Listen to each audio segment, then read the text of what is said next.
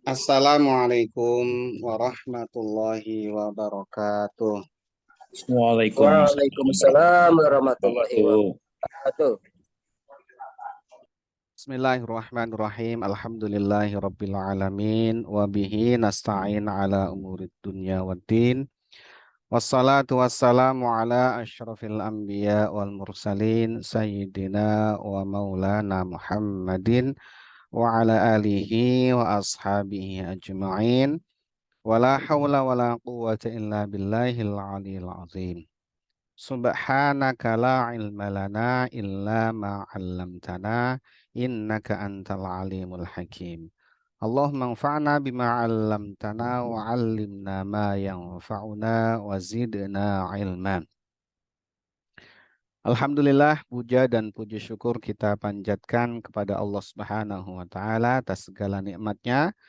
Salawat dan salam semoga senantiasa terlimpahkan kepada qudwah kita, teladan kita Rasulullah Muhammad Sallallahu Alaihi Wasallam, kepada keluarganya, sahabat-sahabatnya, dan para pengikutnya yang senantiasa mengikuti sunnah-sunnahnya sampai hari kiamat. Semoga kita semuanya, keluarga kita, anak keturunan kita digolongkan, diaku sebagai umat Nabi Muhammad Sallallahu Alaihi Wasallam, dan nantinya akan mendapatkan syafaat dari beliau. Amin ya rabbal alamin. Bapak Ibu hadirin wal hadirat rahimakumullah. Alhamdulillah, malam hari ini kita diperkenankan kembali oleh Allah Subhanahu wa taala untuk melanjutkan kajian taklim kita, yaitu mengkaji tentang ilmu fikih menggunakan kitab Safinatun Najah. Pada malam hari ini insya Allah kita akan lanjutkan, yaitu membahas tentang rukun-rukun sholat.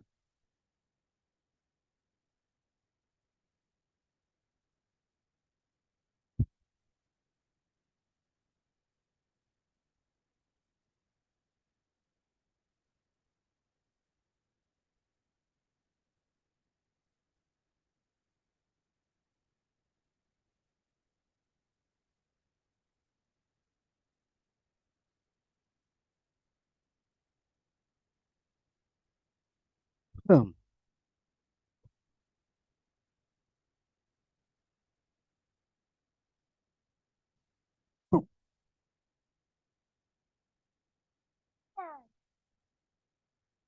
Bismillahirrahmanirrahim. Qala al-muallifu rahimahullahu ta'ala wa nafa'ana bihi wa bi'ulumihi fid daraini amin.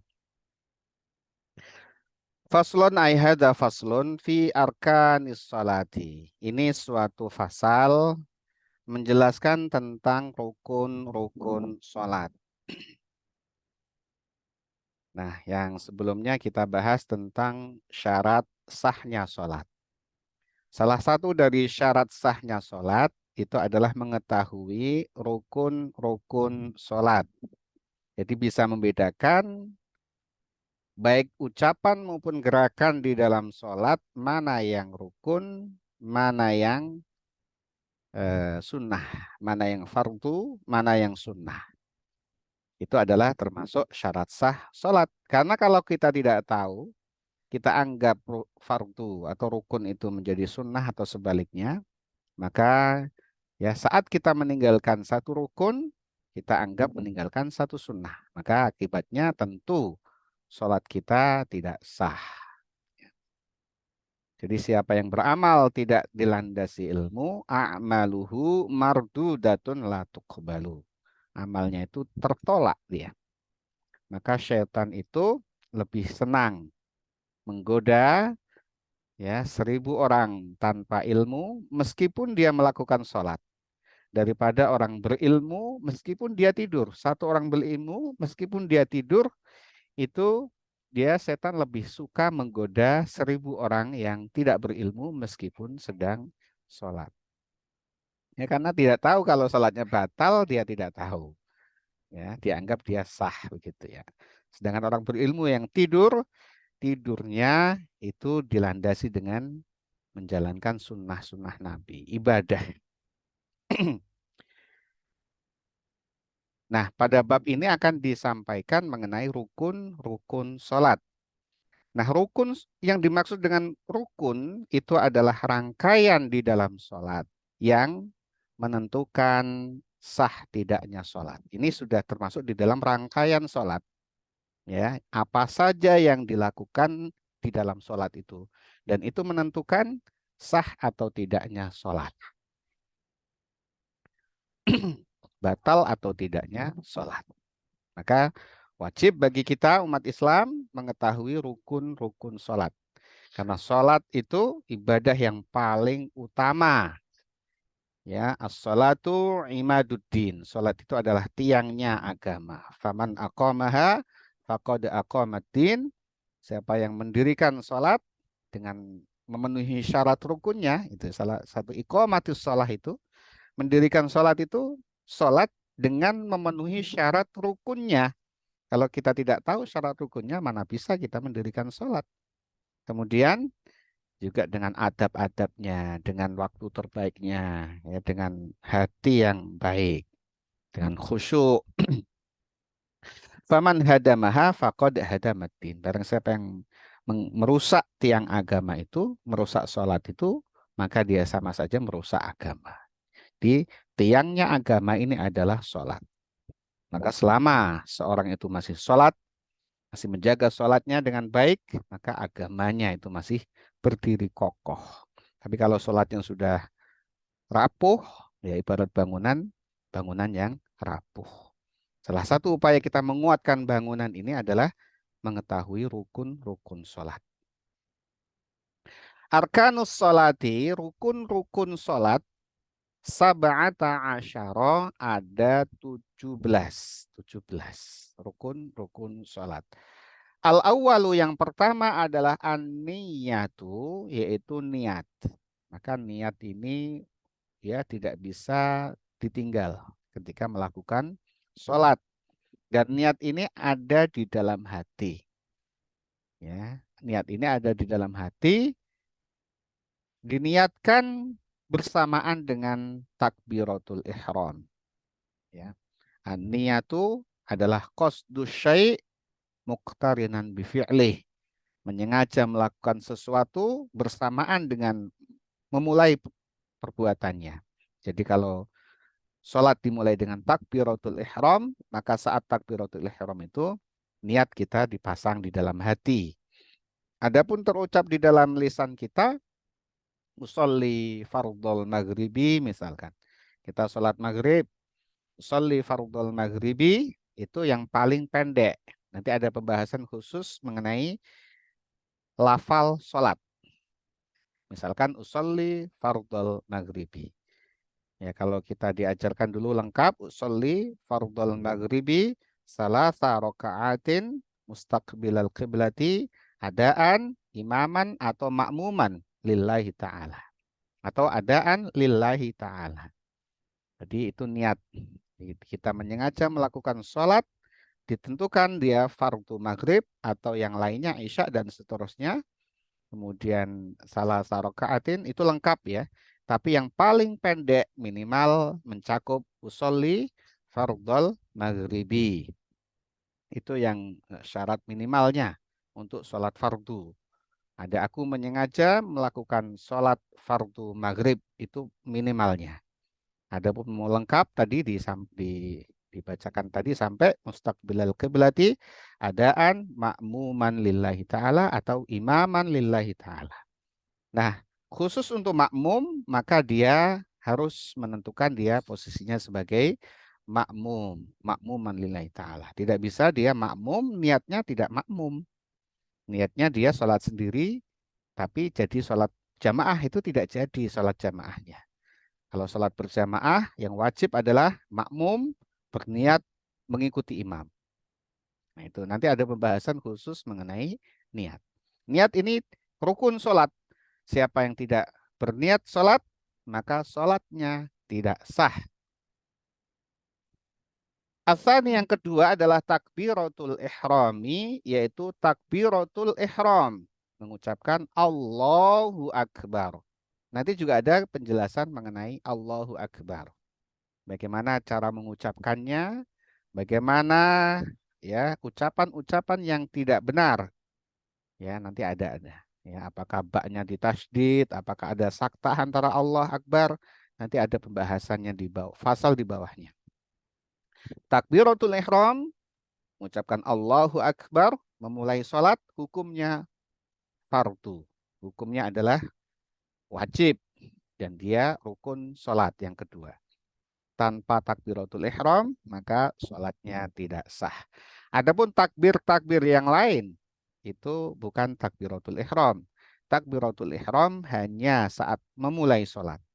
Artinya takbiratul ihram, mengucapkan takbir dengan apa saja yang dilakukan setelah takbiratul ihram, yang sebelum dia lakukan itu boleh, maka ketika dia sudah takbiratul ihram, jadi tidak boleh. Sebelum takbiratul ihram, dia boleh makan, dia boleh ngobrol, dia boleh ngucapin apa saja, ya boleh tengok-tengok segala macam, boleh. Tapi begitu sudah takbiratul ihram, maka makan menjadi haram, ngomong menjadi haram, dan seterusnya.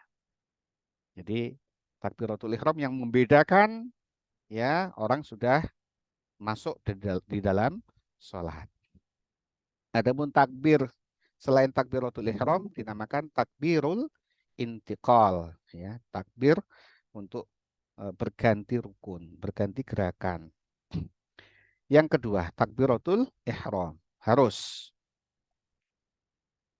Yang ketiga, ats-tsalitsu al-qiyamu 'alal qadiri fil fardhi, yaitu rukun yang ketiga adalah berdiri pada orang yang mampu di dalam sholat fardu, pada sholat fardu. Untuk sholat fardu 5 waktu, ya, zuhur, asar, maghrib, isya, subuh. Siapa saja yang mampu berdiri, wajib berdiri. Itu rukun. Jadi kalau orang mampu berdiri, tapi sholat dia pakai duduk, maka tidak sah sholatnya.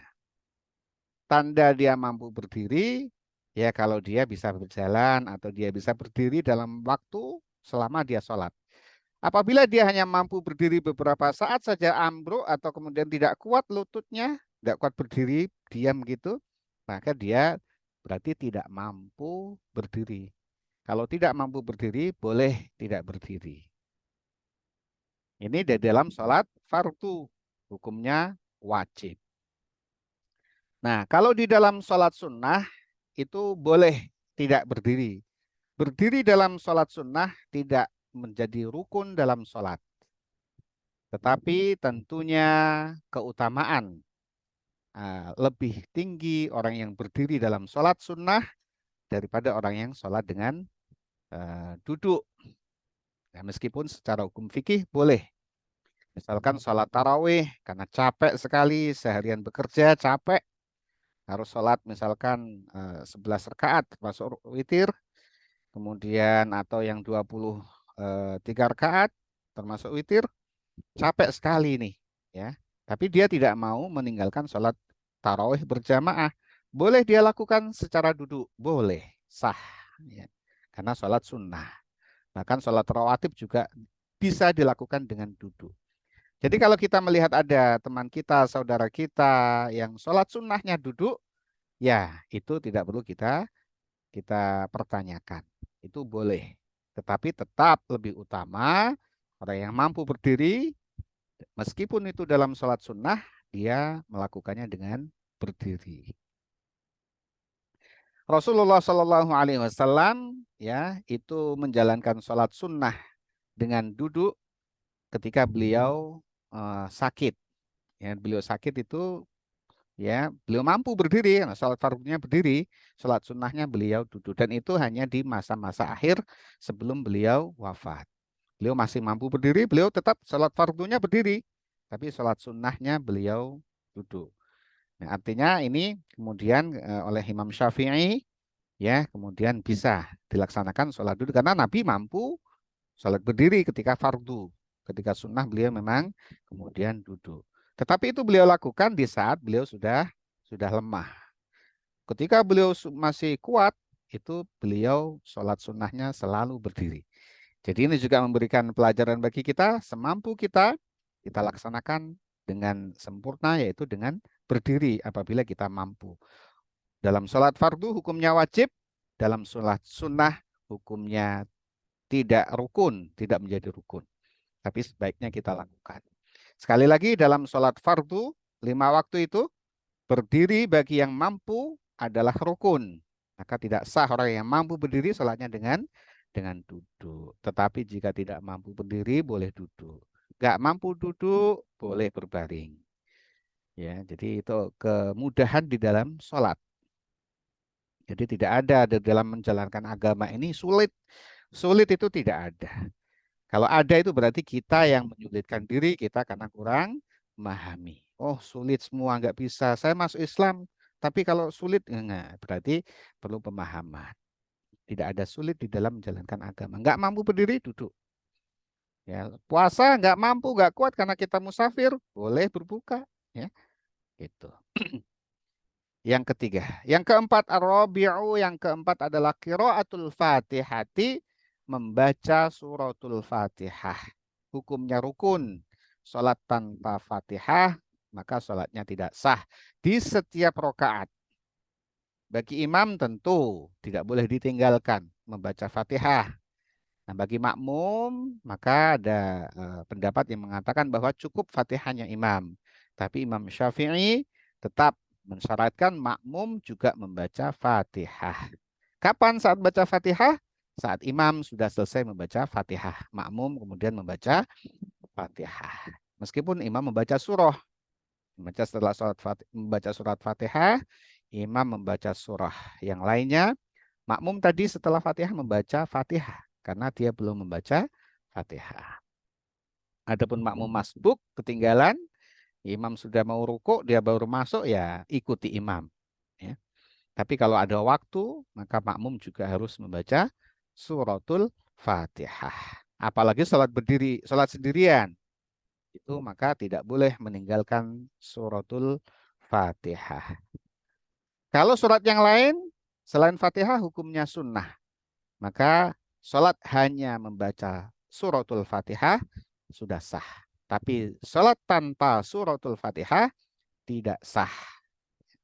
Maka dari itu para guru-guru kita dulu mengajarkan kepada kita membaca Al-Quran. Mengajarkan Al-Quran itu baca Fatihah sampai berhari-hari. Sampai betul-betul bagus bacaannya. Ya, sampai gak naik-naik itu baca Fatihah bisa berminggu-minggu. Ya, karena memastikan ya bacaan Fatihahnya itu benar. Kenapa? Karena Fatihah adalah surah satu-satunya surah di dalam Al-Quran yang wajib dibaca ketika melaksanakan sholat. Kemudian al-khamisu, yang keempat adalah ar-ruku'u, ruku, ya. Ya, setelah takbiratul intiqal tadi membaca suratul Fatihah, kemudian baca surah itu sunnah, kemudian ruku itu rukun. Orang yang sholat tanpa ruku, maka sholatnya tidak sah. Ruku. Nah, ruku yang sempurna itu adalah ketika dia bisa menundukkan punggungnya, kemudian setara dengan kepalanya, ya, membentuk sudut siku-siku kalau bisa, ya gitu. Yang penting dia sudah ada perbedaan pergerakan antara dia berdiri dengan dia menundukkan kepala dan punggungnya. Ya, kadang sakit punggungnya nggak bisa sempurna, siku-siku ya semampunya. Penting condong ke bawah. Kemudian as-sadisu, yang keenam adalah at-tumakninatu fi, itu tumakninah di dalam ruku. Tumakninah ini adalah rukun. Maka ketika dia seorang yang ruku tapi tidak ada tumakninahnya, berarti tidak menjalankan rukun sholat. Sholatnya tidak sah. Jangan sholat seperti ayam yang mematuk makanannya tul gitu, cepat gitu. Ya, harus ada tumak ninah. Tumak ninah itu sekadar membaca subhanallah. Jadi sebenarnya tidak lama-lama, ya. Ya, subhanallah itu kalau kita mau sholat kilat itu paling tidak kita berhenti tenang. Tumak ninah itu artinya tenang. Tenang membaca sekadar satu kata, yaitu subhanallah. Satu kalimat itu subhanallah. Kemudian kita bergerak lagi. Jangan sampai kurang dari subhanallah. Yang utama tentu membaca bacaan ruku. Subhana rabbiyal azimi wa bihamdih dibaca 3 kali. Itu berarti sudah tumak ninah itu. Sudah memenuhi rukun sholat. As-sabi'u yang ketujuh adalah al-i'tidalu, berdiri tegak setelah ruku, bangun dari ruku. Itu juga rukun sholat. Orang yang ruku langsung sujud, maka sholatnya tidak sah.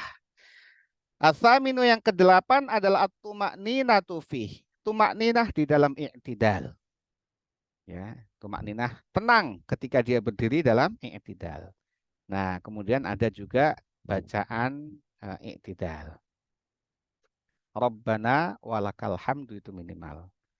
Rabbana walakal hamdu mil'us samawati wa mil'ul ardi wa mil'u ma syi'ta min syai'in ba'du. Itu ya dibaca agak panjang, tapi yang cukup pendek Rabbana walakal hamdu.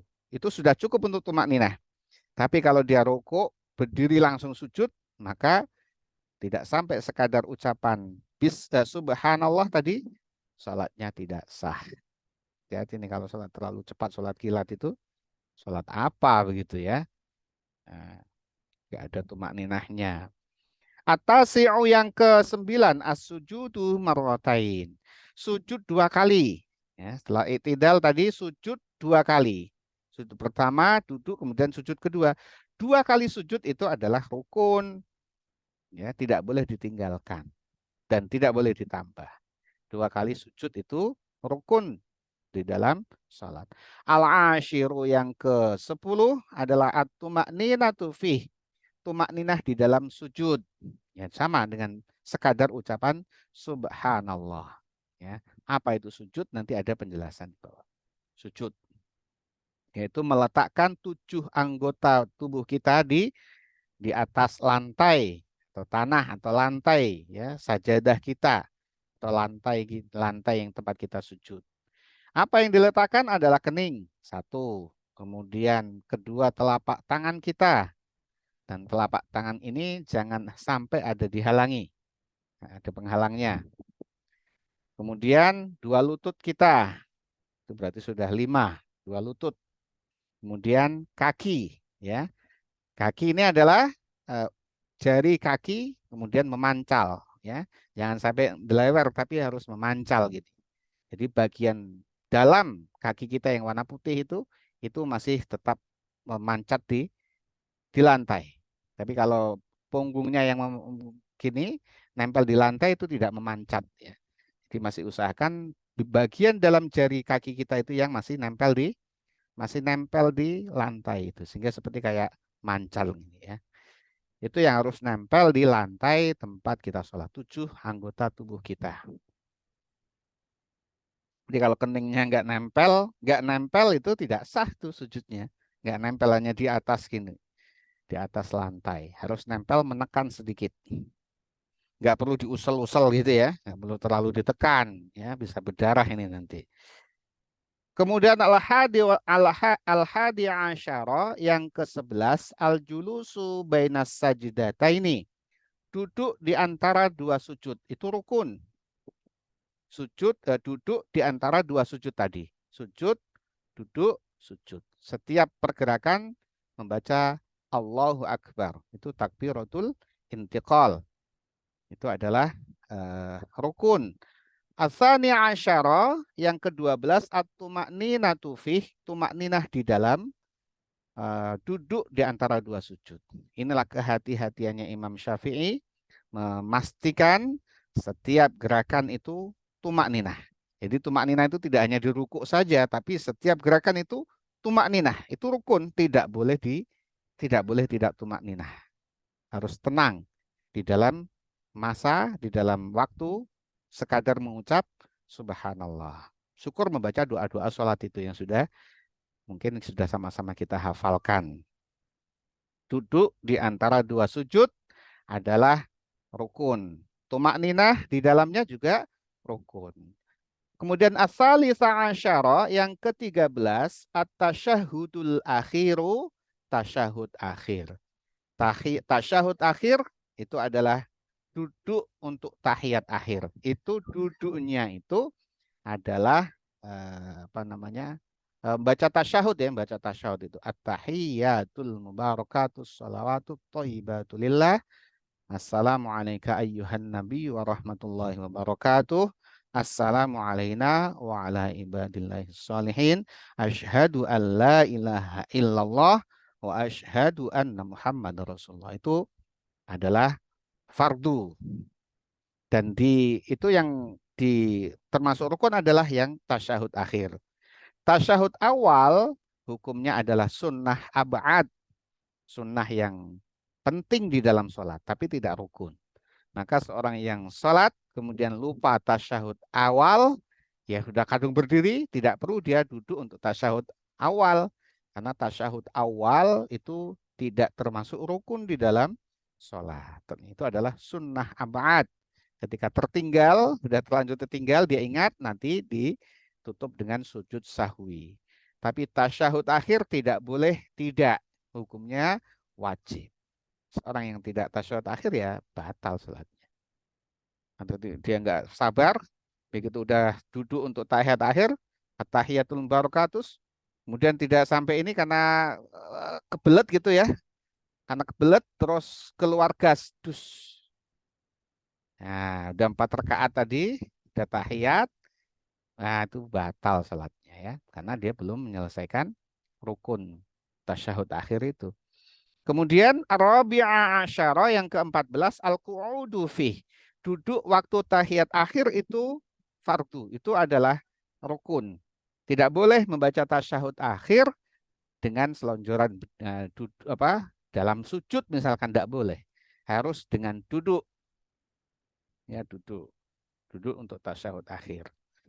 Ya, adapun duduk tawarruk atau duduk iftirash itu tidak termasuk rukun di dalam sholat, ya tidak termasuk rukun. Ketika dia duduknya itu posisinya seperti apa itu tidak termasuk rukun, tapi yang rukun adalah duduknya itu, meletakkan ya maaf nih pantat kita di atas lantai tegak gitu ya. Kemudian al-khamisah asyara yang ke-15 as-salatu ala nabi sallallahu alaihi wasallam fih. Membaca sholawat kepada Nabi Muhammad Sallallahu Alaihi Wasallam fihi di dalam duduk akhir tadi, di dalam tasyahud akhir tadi. Setelah baca asyhadu an la ilaha illallah wa asyhadu anna Muhammadar Rasulullah, itu kemudian membaca sholawat kepada Nabi Muhammad, hukumnya fardu. Ya, tidak boleh tidak membaca sholawat kepada Nabi. Adapun kepada Nabi Ibrahim dan sholawat Ibrahimiyah yang terus-terusnya itu tidak termasuk rukun di dalam sholat. Maka apabila seorang sudah tasyahud akhir membaca sholawat kepada Nabi, kebelet. Wah, ini kalau diteruskan nggak sampai ini, ya. Langsung tutup dengan salam. Assalamualaikum warahmatullahi. Sekali saja terus ya, udah dapat sholat. Daripada dia lanjutkan wa'ala Sayyidina Ibrahim dan seterusnya, wa'ala Ibrahim, enggak kuat. Dah, batal sholatnya ya. Ya, jadi itu yang tahu cukup baca sholawat kepada Nabi Muhammad SAW, ya, kemudian dia tutup dengan salam. Kalau terpaksa, bisa kebelet, bisa anaknya nangis, bisa dia anaknya itu sudah di pinggir mau jatuh, misalkan dia. Cukup sholawat kepada Nabi, kemudian salam pertama, sudah ditutup. Assalamualaikum warahmatullahi. Dan as-sadisa asyara, yang ke-16 adalah assalamu, salam yang pertama. Salam yang pertama. Salam yang kedua, itu tidak termasuk rukun. Ya, termasuk sunnah. Salam yang pertama itulah rukun. Salat tanpa ditutup dengan salam, belum selesai. Belum selesai dan tidak sah tanpa salam, ya. Harus assalamualaikum warahmatullah. Yang pertama itu, yang kedua itu sunnah. Maka apabila orang tadi kebelet, ya, kemudian dia baca salam ke kanan, salam pertama, kemudian keluar gas, misalnya maaf nih keluar gas, dus, dia salam kedua, batal salatnya. Karena dia hukumnya sudah batal wudunya saat dia masih belum menyelesaikan sholat. Kecuali dia salam pertama terus selesai, tidak dilanjutkan salam kedua, gak kuat nih. Bus, keluar gas. sah sholatnya. Ya, karena salam kedua hukumnya sunnah. Ya, itu 16. 17-nya as-sabi'a asyara. Yang ke-17 at-tartibu tartib. Nah, tartib ini yang rukun ke-17. Tartib itu ciri-ciri dari mazhab Imam Syafi'i. Tartib disebut jelas itu rukun. Jadi urut dari mulai takbiratul ihram, baca Fatihah, ruku, kemudian tumak ninah, i'tidal tumak ninah, sujud tumak ninah, duduk tumak ninah, sujud tumak ninah, ya, itu semua dilakukan dengan runtut, dengan urut sampai tasyahud akhir, sampai sholawat kepada Nabi, sampai salam. Tidak boleh saling mendahului. Jadi sujud dulu baru ruku, nah itu tidak boleh. Itu batal sholatnya. Meskipun mazhab-mazhab imam yang lain tidak menyebutkan tartib, tapi satu pun tidak ada yang menyalahi tartib itu. Jadi meskipun tidak menyebutkan tartib itu sebagai rukun, tetapi satu pun mazhab imam tidak ada yang mendahulukan sujud daripada ruku atau mendahulukan yang lain daripada yang sudah ada ketentuannya itu. Artinya sebenarnya mereka juga mengikut tartib yang ditulis secara jelas eksplisit oleh Imam Asy-Syafi'i.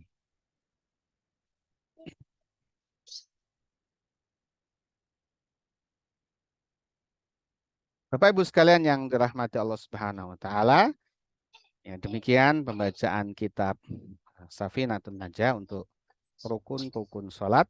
Semoga kita semakin kuat ya, diberikan tambahan ilmu oleh Allah Subhanahu wa taala, ilmu yang bermanfaat fid dini wad dunya wal akhirah. Amin ya rabbal alamin. Al-Fatihah. A'udzubillahi Alhamdulillahirabbil alamin. Maliki yaumiddin. Ya kana Shiratal ladzina an'amta 'alaihim. ta'ala. Mari kita tutup kajian kita dengan membaca doa kafaratul majelis. Bismillahirrahmanirrahim. Subhanakallahumma bihamdika asyhadu an la ilaha illa anta astaghfiruka wa atubu ilaik. Wa'alaikum minkum. Wassalamualaikum warahmatullahi wabarakatuh. Waalaikumsalam warahmatullahi wabarakatuh. Terima kasih Terima Ustaz. kasih Bapak Selamat Ibu. malam Terima kasih Ustaz. Oke.